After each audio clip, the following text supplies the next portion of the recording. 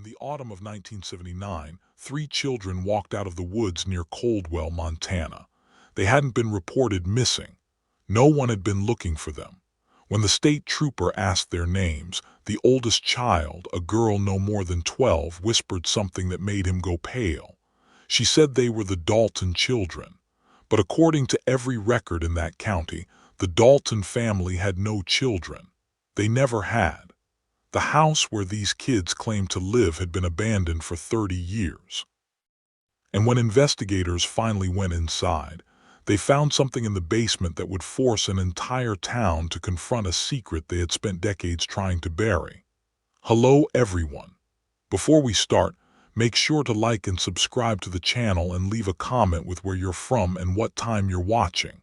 That way, YouTube will keep showing you stories just like this one. The town of Coldwell sits in the shadow of the Bitterroot Range, a place where winter comes early and stays late. By 1979, it was barely a town at all. The mines had closed, the families had left. What remained were about 200 people who liked the quiet, who preferred the kind of isolation that keeps questions from being asked. It was the kind of place where you didn't talk about your neighbor's business, and your neighbor returned the favor. But on October 14th, that unspoken agreement shattered. Trooper Daniel Marsh was driving State Route 43 when he saw them. Three children walking single file along the shoulder of the road. No coats, even though the temperature was already dropping into the 30s. The oldest was a girl with tangled blonde hair and hollow eyes. Behind her, two boys, younger, maybe 8 and 6. They moved like shadows. Marsh later said he almost didn't stop. Something about the way they walked felt wrong, like they were sleepwalking or like they'd forgotten they were supposed to be alive. He pulled over and got out. The kids didn't react. They just kept walking. Marsh had to step in front of them to make them stop. When he asked where they were going, the girl looked past him toward the mountains and said they were going home. Marsh asked where home was.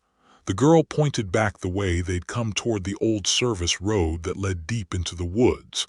That's when Marsh noticed their feet were bare and bleeding. They'd been walking for miles. He radioed in and loaded them into the patrol car. The younger boys didn't speak. They didn't cry. They just stared out the window with expressions Marsh would later describe as emptiness, like something had been scooped out of them. The girl gave her name as Evelyn Dalton. She said her brothers were Thomas and Samuel. Marcia asked where their parents were. Evelyn's answer came in a monotone, like she was reciting something she'd been taught. She said her mother was in the house. She said her father was in the ground, and she said they weren't supposed to leave, but the door had finally opened. Back at the station, Marsh ran the name Dalton. There were Daltons in the county records, but they were old entries.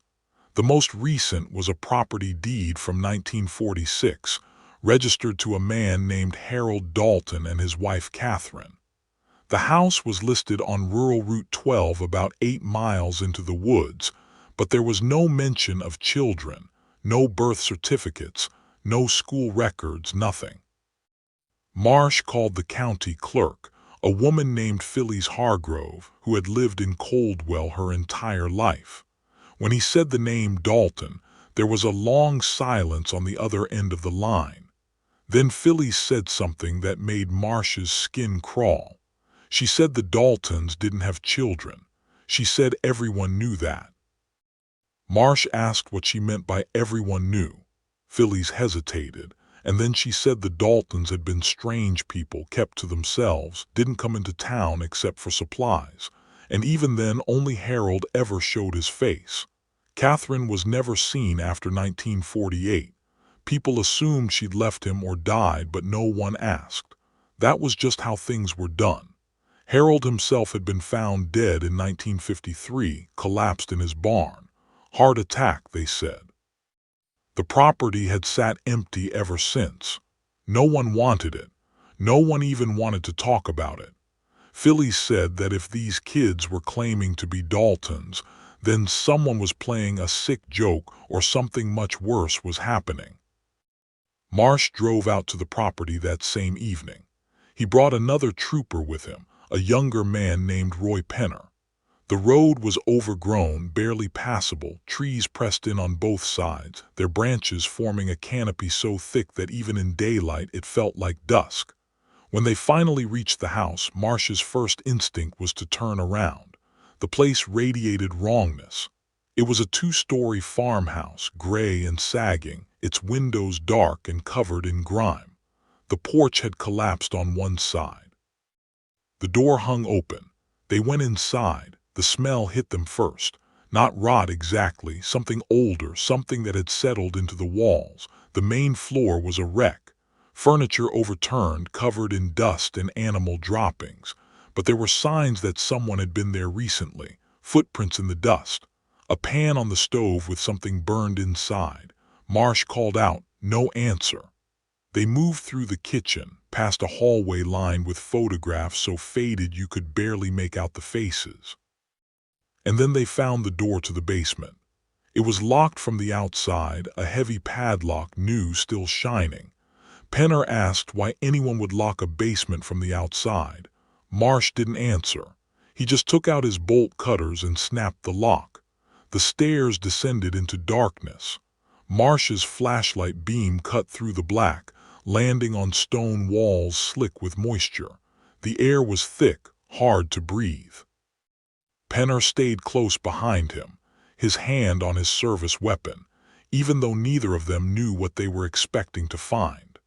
At the bottom of the stairs, the basement opened into a single large room, and that's where they saw it. Mattresses on the floor, 3 of them arranged in a row, blankets that looked like they'd been used recently, empty cans of food stacked in the corner, a bucket in the far end that had been used as a toilet. And on the wall, carved into the stone with something sharp, were names: Evelyn, Thomas, Samuel. But it was what else they found that made Marsh radio for backup. In the corner beneath the tarp was a trunk. Inside were documents, birth certificates, all handwritten, all dated within the last 12 years. But the mother's name on each one wasn't Catherine Dalton. It was listed as Mary Dalton. The father's name was always Harold Dalton, even though Harold had been dead for 26 years. There were journals, too, dozens of them filled with cramped handwriting. Marsh only read a few pages before he had to stop. They were written by a woman who called herself Mary. She wrote about duty, about bloodline, about keeping the children pure. She wrote about Harold as if he were still alive, as if he were still giving her instructions. And she wrote about the children as if they were not quite human, as if they were something she was cultivating. When the backup arrived, they brought a social worker named Janet Krill. Janet went down into that basement and came back up white as a sheet. She'd worked in child services for 15 years, she said, and she'd never seen anything like it. The children had been living in that basement, not for days or weeks, but for years, maybe their entire lives. There was evidence of a wood stove that had been used for heat, a single bulb hanging from the ceiling, boxes of canned goods that someone had been bringing down regularly. The children had been fed, kept alive, but they'd been kept in the dark. Janet said when she asked Evelyn how long she'd been in the basement, the girl didn't understand the question. She didn't know what a year was. She didn't know what school was. She didn't even know what the son was called. The search expanded. Dogs were brought in. They found a grave about 100 yards from the house, shallow and unmarked. The body inside was a woman, likely in her 40s when she died. Decomposition made identification difficult, but her clothing suggested she'd been buried sometime in the last decade. The coroner would later determine the cause of death as malnutrition and untreated infection. Around her neck was a locket with a photo inside. 2 people, a man and a woman. On the back, scratched in tiny letters, were the words Harold and Mary, 1971. But that was impossible.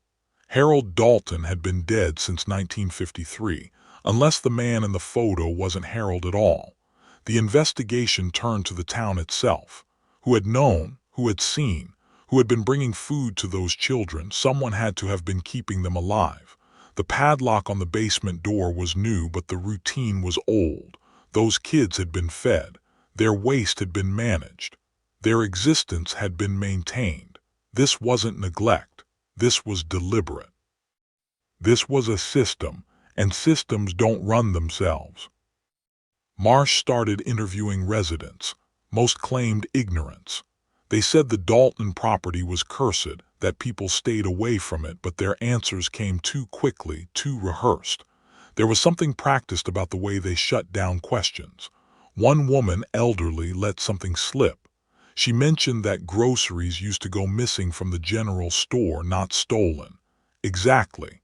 Paid for but never picked up. The owner would leave them on the counter and they'd be gone by morning. When Marsh asked who paid for them, the woman caught herself and said she didn't remember, but her eyes said otherwise. The general store owner was a man named Eugene Voss. He was 68 and had run the store since 1957. When Marsh confronted him, Eugene's hands shook. He admitted that for years he'd been leaving supplies by the road near the Dalton property every 2 weeks like clockwork.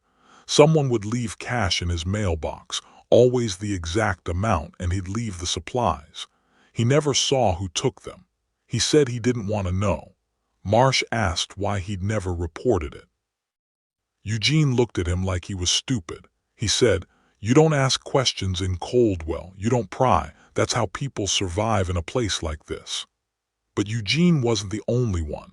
A trucker named Bill Henry admitted he'd seen lights in the Dalton house over the years. Late at night, passing by on Route 43, he'd seen a figure in the window once, a woman staring out. He never stopped. A farmer named Ed Pritchard said his dogs would bark in that direction, sometimes all night long, like they sensed something wrong. But no one ever went to check. No one ever called anyone. It was as if the entire town had made an unspoken pact to let whatever was happening in that house simply happen.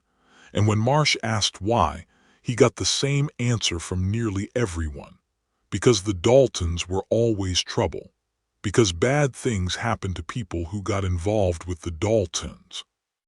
Because some families carry darkness, and you're better off leaving that darkness alone. The children were taken to a hospital in Missoula, 60 miles away. Doctors examined them and found what you'd expect from kids raised in a basement: vitamin deficiencies, stunted growth, poor muscle development. But it was the psychological damage that disturbed everyone who came into contact with them. Evelyn, Thomas, and Samuel didn't cry. They didn't ask for their mother. They didn't express fear or confusion or relief. They existed in a kind of emotional flatness that one psychologist described as learned dissociation. They had been trained, he said, to not feel, to not question, to simply endure. Evelyn was the only one who spoke in full sentences, but even her speech was strange, formal, and old-fashioned. She used words that children don't normally use. She talked about obedience and purity and the importance of the bloodline. When a nurse asked her what she liked to do for fun, Evelyn stared at her blankly and said that fun was not their purpose. Their purpose was to wait. When asked what they were waiting for, Evelyn said they were waiting for father to return. Not their father, just father. As if it were a title, not a relationship. The younger boys barely spoke at all. Thomas would only repeat things, Evelyn said. Samuel didn't speak for the first 3 days. When he finally did, it was to ask if they were being punished. A social worker asked him why he thought they were being punished. Samuel said because they had left the house. Because mother had always told them that leaving would bring the darkness.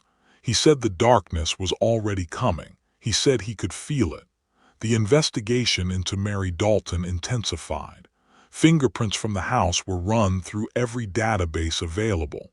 Nothing. No criminal record, no employment history, no social security number. It was as if Mary Dalton had never officially existed. but the journals told a different story. In her own words, Mary described arriving in Coldwell in 1968. She wrote about meeting an old woman who told her about Harold Dalton, about his bloodline, about the duty that had gone unfulfilled when he died. She wrote about being chosen, about being led to the house, about hearing Harold's voice in the walls, telling her what needed to be done. If you're still watching, you're already braver than most. Tell us in the comments what you would have done if this was your bloodline. The journals became more disturbing as they went on. Mary wrote about the children as experiments. She documented their development, their obedience, their resistance to cold and hunger. She wrote about keeping them in darkness to make them stronger, to prepare them for what was coming. She never explained what was coming, but she wrote about it constantly. The return, the reckoning, the fulfillment of Harold's vision. In one entry from 1978, she wrote that her body was failing, that she wouldn't live to see the completion of the work. She wrote that she had unlocked the basement door. She wrote that the children would know what to do. And then the entry stopped. The authorities began digging into Harold Dalton's history, trying to understand what kind of man could inspire such devotion decades after his death. What they found was a pattern that stretched back further than anyone had imagined. Harold Dalton had been born in 192, the son of a preacher in a fundamentalist sect that had splintered off from mainstream religion sometime in the 1880s. The sect believed in bloodline purity, in chosen families, in the idea that certain people carried a divine spark that had to be preserved at all costs. Harold's father, Jeremiah Dalton, had been accused of keeping his own children isolated from the outside world, of arranging marriages between cousins, of preaching that the end times would require a pure remnant to rebuild humanity. When Jeremiah died in 1928, Harold inherited the mission. He married Catherine Weaver in 1931, a woman from another family in the sect. They moved to Coldwell in 1946, buying the property with money from the sale of Jeremiah's land back east. Neighbors from that era, the few still alive in 1979, remembered them as cold people. Intense. Catherine had been pregnant at least twice that anyone could recall, but no children were ever seen. When asked about it years later, an elderly woman named Dorothy Chen said everyone assumed the Bobbies had died. Infant mortality was higher back then, she said. But she also said that Catherine had changed after those pregnancies. She became withdrawn and stopped coming to town entirely. Dorothy said she'd seen Catherine once through a window in 1947. She said Catherine looked like she'd aged 20 years in two. She said Catherine looked terrified. Catherine disappeared from all records after 1948. No death certificate, no burial record, just gone. Harold continued living in the house alone, at least as far as anyone knew. He was found dead in his barn in 1953, age 51. The official cause was heart failure, but the doctor who signed the death certificate had noted something unusual. Harold's body showed signs of prolonged malnutrition, despite the fact that his pantry was well stocked. His fingers were worn down, the nails destroyed as if he'd been clawing at something. And on his chest, carved into his own flesh with something sharp, was a symbol, a circle with lines radiating outward. The doctor had sketched it in his notes but never reported it as suspicious. He later told an investigator in 1979 that he'd wanted to forget he'd ever seen it. That same symbol appeared throughout Mary Dalton's journals.